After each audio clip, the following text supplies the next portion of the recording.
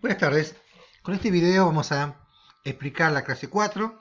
La clase 4 es una clase muy particular. Vamos a ver registros contables. Voy a explicar en este primer video la teoría. Luego vamos a hacer un ejercicio también a través de un video para que ustedes entiendan. Un trabajo práctico que usted va a tener que hacer.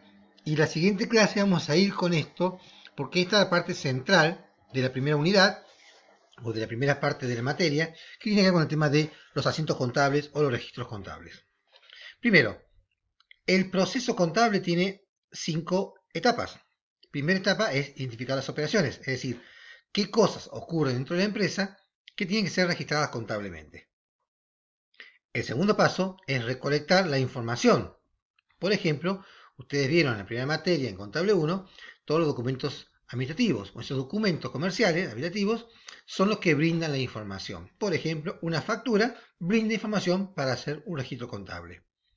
Clasificar dicha información y generar un registro, según lo que vamos a ver en las pautas, vamos a ver en esta presentación y en este video, implica tomar esa información y darle una determinada forma que me sirva para obtener lo que se llama el estado financiero. Pero antes del estado financiero tenemos resúmenes intermedios. Es decir, el proceso contable implica entender qué operaciones hay, cómo se recupera esa información, cómo se registra y luego cómo se muestra la información ordenada de manera que me sirva para saber cuál es el estado financiero. Recuerden ustedes de la primera unidad que la contabilidad tiene como objetivo saber el estado financiero de la empresa.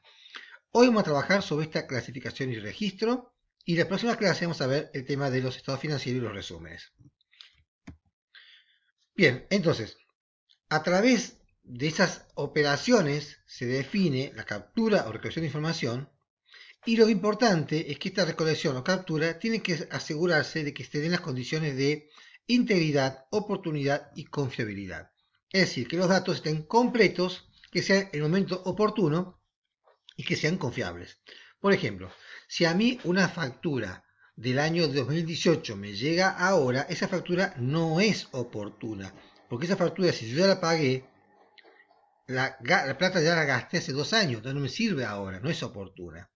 Si la información de la factura me llega sin saber si está pagada o no, no es íntegra. Es decir, no sé si realmente el estado financiero es que debo esa factura o no debo esa factura. Y la confiabilidad tiene que ver con que los datos sean legibles y yo lo pueda procesar. Es decir, que pueda asegurarme que esa información que me llegó de hace 2 años sea realmente correcta. Bien, ahora, la captura de información implica por una parte, un lenguaje propio de la operación, por ejemplo, una factura de compra.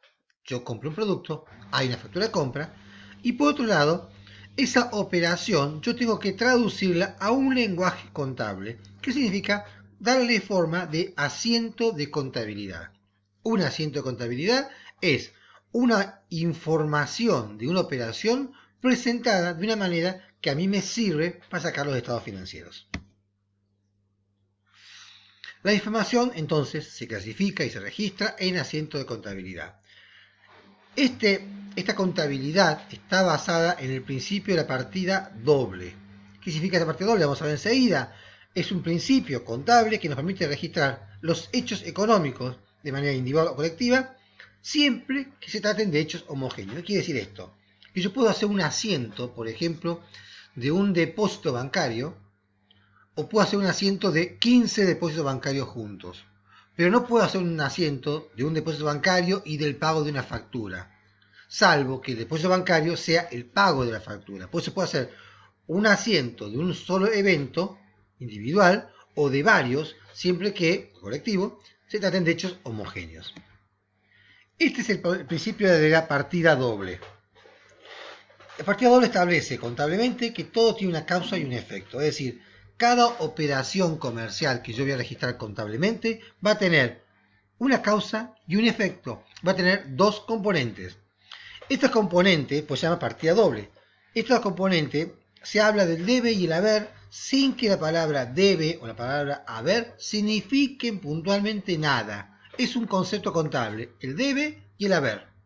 Las cuentas contables, que son las que van a intervenir en los asientos contables, tienen movimientos que pueden ir al debe o pueden ir al haber. Y cuando tienen movimientos que van al debe o el haber, tienen también un saldo, que es la diferencia entre el debe y el haber. Entonces, cuando veíamos las cuentas contables, decíamos que las cuentas contables pertenecían a un plan de cuenta y tenían un código.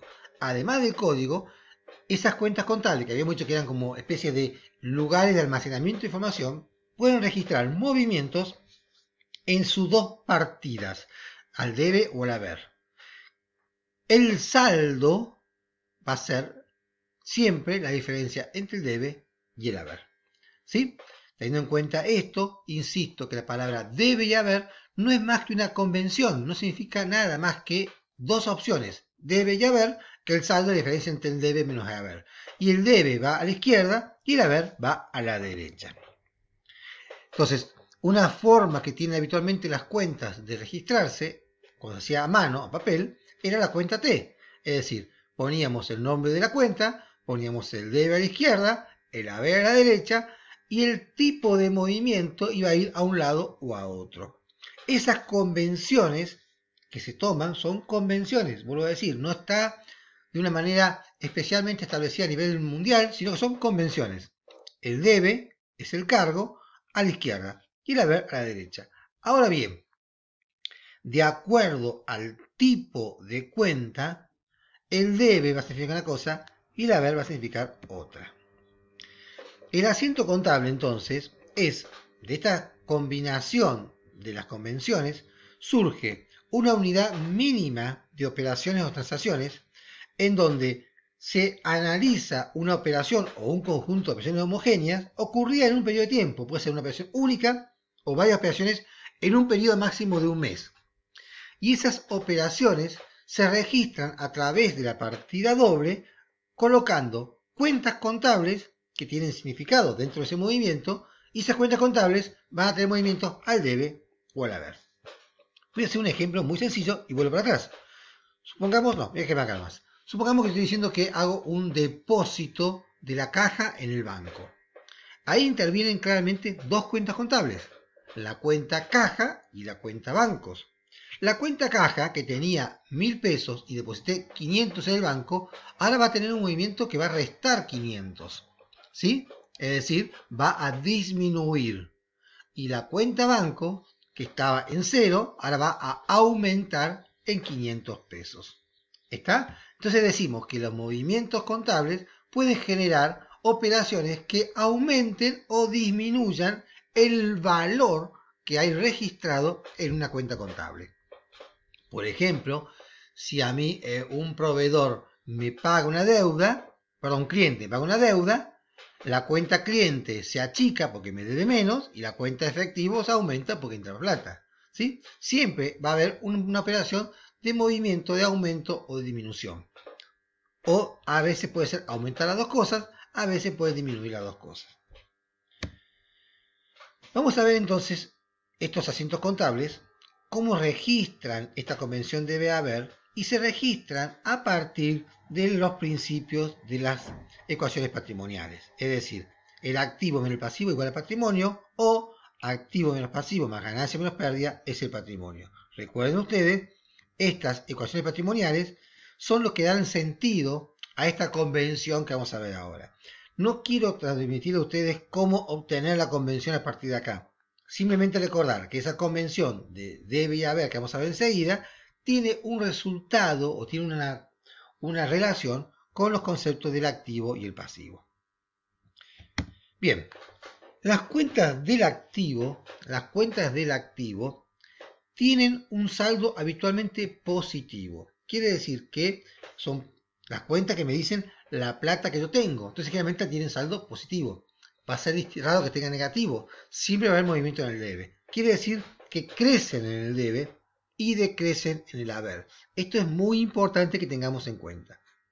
Entonces, si yo digo que hay un depósito de la caja al banco, el asiento contable va a decir, la cuenta caja se achica porque sale plata. Los 500 pesos, yo lo nombré recién, de la caja, van a ir al haber, porque decrece en el haber. Y los 500 pesos que fueron al banco van a ir al debe, porque la cuenta banco se cuenta también del activo. Entonces las cuentas del activo crecen en el debe, decrecen en el haber.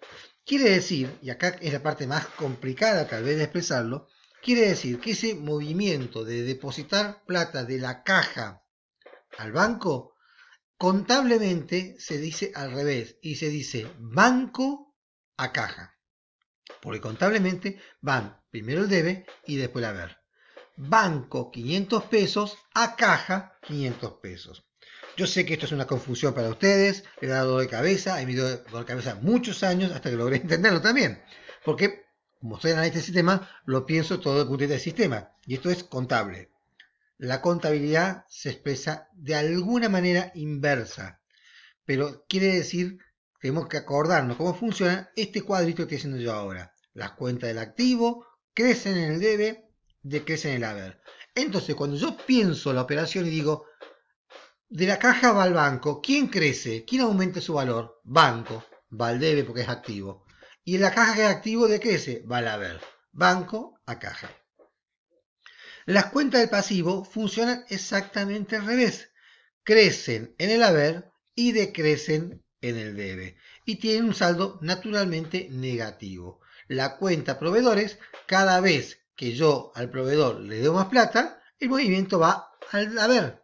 Y cada vez que yo le pago, va al debe. Pensemos, si yo al proveedor le debo 100 pesos y se lo pago en efectivo, fíjense que la cuenta proveedor va a disminuir porque le debo menos, va al debe. Y la cuenta caja va a disminuir porque salir que plata es activo, va al haber. La operación contable de pagarle 100 pesos a un proveedor es proveedores a caja. Para ir cerrando este primer video, vamos a trabajar muchos ejercicios para que ustedes puedan entenderlo. Las cuentas de resultados positivos, o sea, ganancias, funcionan como el pasivo. Siempre tienen un saldo negativo, decrecen en el debe y crecen en el haber. Y las cuentas de gastos tienen un saldo positivo, crecen en el debe, decrecen en el haber. Yo les pido que esto traten de memorizarlo, ¿sí? Cuenta del activo, crece en el debe, decrece en el haber. Cuenta del pasivo, crece en el haber, decrece en el debe. Vemos con ganancias positivas y negativas. Recuérdenlo de forma memorizándolo, porque es la manera que más fácil van a poder luego hacer los asientos. Entonces, este resumen sería, las cuentas del activo, si aumentan, van al lado izquierdo. Y si se pagan, van al lado derecho. Las cuentas del pasivo, exactamente inverso. Y las cuentas de resultados de ingresos van al lado derecho siempre, porque siempre son ingresos, y las cuentas de ingresos van siempre al lado izquierdo, porque son siempre gastos. Los asientos, para ir terminando este primer video, tienen que contener la siguiente información. ¿Qué tipo de transacción es? Por ejemplo, asiento de compra. La fecha de transacción y, si es posible, también la hora. El documento que respalda la transacción, por ejemplo, la factura número 534. Los nombres y los códigos de las cuentas que intervienen y los valores del débito y crédito que afectan las cuentas. Lo importante entender, es un ejemplo de asiento contable, que los asientos contables balancean. ¿Qué significa que balancean? Que los movimientos que están al debe sumados son iguales a los sumados al haber. Siempre me tiene que dar igual, porque ese es el principio de la partida doble. Si aumenta mi pasivo porque tengo más deuda, bueno, el activo también va a aumentar porque compré algo. Por ejemplo, compré un auto. Mi activo aumenta, pero tengo una deuda con el proveedor que me vendió el auto. Bueno, ambas cuentas aumentaron, una al debe, otra al haber, el asiento balancea. Transferí plata de la caja al banco. Ambas cuentas, la del activo banco aumenta, va al debe. La del activo caja disminuye, va al haber. Ambas balancean. Siempre los asientos contables deben balancear, es decir, la suma de todos los movimientos que hay del débito tiene que ser igual a todos los movimientos que hay en el crédito. Bueno, paramos este video acá y enseguida vamos a continuar con otro tema relacionado con los asientos contables que va a ser de mucha utilidad para el momento que nos comenzamos a hacer dichos asientos.